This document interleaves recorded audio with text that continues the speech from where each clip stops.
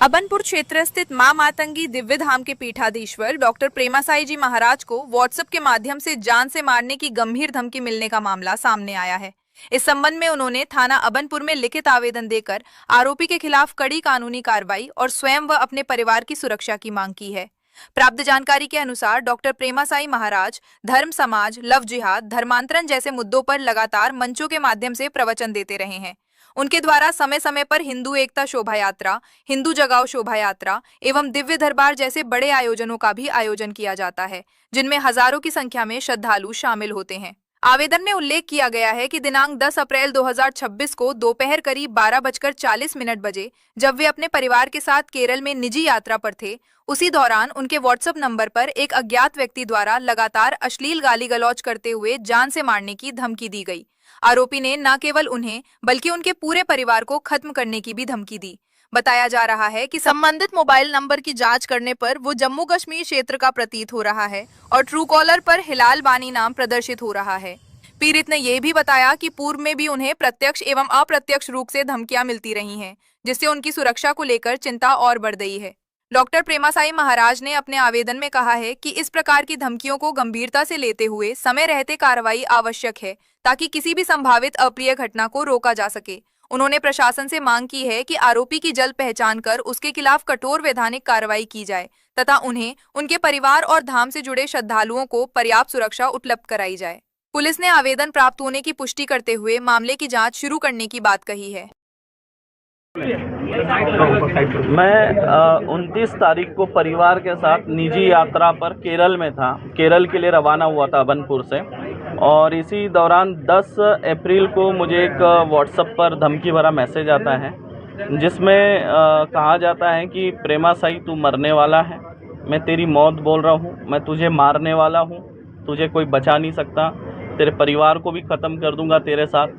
और साथ ही साथ बोलता है तू पुलिस को बोल या जाके अपने बाप को बोल, तुझे कोई बचा नहीं सकता। तो वो जो स्क्रीनशॉट वगैरह हैं वो सब आज हमने कंप्लेंट के साथ जोड़कर अबनपुर थाने में दिए हैं, शिकायत दर्ज की है। और लगातार जो है हमारे शिविर चलते रहते हैं पूरे भारत में, और 25-30 हज़ार की अधिक से संख्या में लोग उपस्थित रहते हैं। तो ऐसे में भक्तजनों के ऊपर भी खतरा है, मेरे ऊपर भी खतरा है, और परिवार के ऊपर भी जो है खतरा मंडरा रहा है। तो ये जो भी शख्स है जो धमकी दे रहा है, ऐसे लोगों के ऊपर जो है उचित कार्रवाई की जाए, इसलिए आज हमने यहाँ पे कंप्लेंट दिया है। लगातार मैं जो है सनातन धर्म के लिए कार्य कर रहा हूँ। हिंदुओं को जगाने के लिए हिंदू एकता यात्रा निकालते हैं जहाँ भी हमारा शिविर होता है, और भव्य दिव्य यात्रा निकलती है। हिंदू जगाओ शोभा यात्रा हम निकालते हैं। धर्मांतरण के विरोध में हम खुलकर बोलते हैं। लव जिहाद और अन्य प्रकार की जिहाद पर एवं अनेक सामाजिक विषयों पर मैं मन से तथ्यपरक वक्तव्य देता हूं, जिस वजह से ऐसे कुछ असामाजिक तत्व जो है लगातार धमकी देते रहते हैं।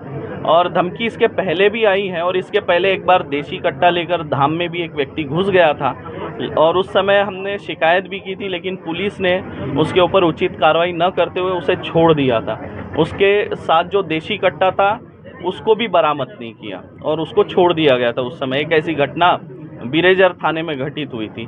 तो इसी तरह जो है असामाजिक तत्वों से खतरा बना हुआ है, और अगर धमकी मिल रही है तो उसकी शिकायत करना भी ज़रूरी है। वैसे सोशल मीडिया पर, इंस्टाग्राम पर कमेंट के माध्यम से अक्सर धमकी आते रहती है, लेकिन ये डायरेक्ट व्हाट्सएप पर धमकी थी, थ्रेट था, इसलिए आज हम शिकायत दर्ज कराने आए। क्या लगता है इसके पीछे किसका हाथ हो सकता है? देखिए, आशंका नहीं, आशंका तो मुझे किसी पर नहीं है, लेकिन जब हमने नंबर सर्च किया तो हिलाल वानी करके आ रहा है, और जम्मू कश्मीर का ये नंबर दिखा रहा है, जो कि अल्पसंख्यक लेकिन वहाँ पे बहुसंख्यक है।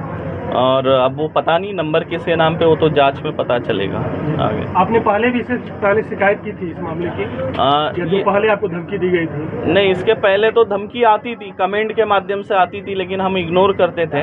लेकिन इस बार डायरेक्ट व्हाट्सएप पर धमकी आई है, तो इसलिए हम लिखित शिकायत दे रहे हैं। सर, उचित कार्रवाई अगर नहीं होती तो? उचित कार्रवाई होनी चाहिए, क्योंकि देखिए यहाँ पर भगवा ध्वज लेकर चलने वाली सरकार है, और मुझे पूर्ण आशा है कि उचित कार्रवाई होगी। और मैं सरकार से भी मांग करना चाहता हूं कि मैं सनातन धर्म के लिए कार्य कर रहा हूं, सनातनियों को एकजुट करने का कार्य कर रहा हूं। धर्मांतरण के विरुद्ध में लगातार हम शिविर लगा रहे हैं। बस्तर जैसे संभाग में जहां आज तक कोई दिव्य दरबार नहीं लगा है, बीजापुर हो गया, सुकमा हो गया, नारायणपुर हो गया, ऐसे नक्सलग्रस्त क्षेत्रों में जाके भी हम दिव्य दरबार लगा रहे हैं। नारायणपुर में ऐतिहासिक दरबार लगा था जहां पे 30,000 से अधिक की संख्या में भक्तजन पहुंचे थे। ये इतिहास में पहली बार ऐसा हुआ। हिंदू जागरा है और जो धर्मांतरण हो रहे हैं, धर्मांतरित हो जा रहे हैं, ऐसे लोगों को हम घर वापसी भी करा रहे लगातार। कि जो भी अराजक था तो उस पर किस प्रकार की कार्रवाई चाहते हैं? जो भी कानूनी तौर से जो भी संविधान में लिखा है उस हिसाब से उनके ऊपर उचित कार्रवाई की जाए। मातंगी देवी धाम के जो पीठाधीश्वर थे आपके पास आवेदन दिए हैं सुरक्षा कानून को लेकर, आप क्या कहते हैं इस पर? उनके द्वारा एक आवेदन दिया गया है और जिसमें उनके द्वारा जिक्र किया गया है कि जब वो केरल के दौरे में थे तो व्हाट्सएप के थ्रू उनको मैसेज आया जिसमें धमकी भरा स्टेटमेंट टाइप से है, तो उसी के संबंध में उन्होंने कार्रवाई को तो आवेदन दिया है। ठीक।